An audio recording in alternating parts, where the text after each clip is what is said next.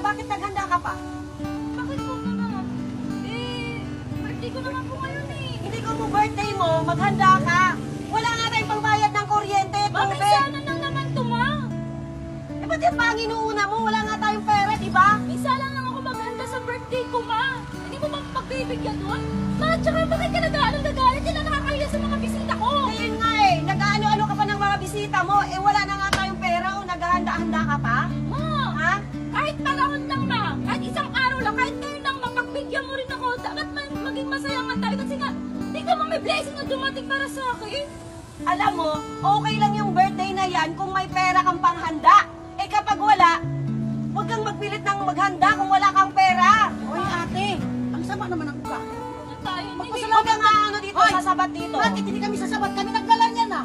Kami nag-ano niyan. May nagdala niyan. Kami ang nagdala niyan. Galit ka ngayon, ma. Di Hindi naman sa akin pera. Yun ay sa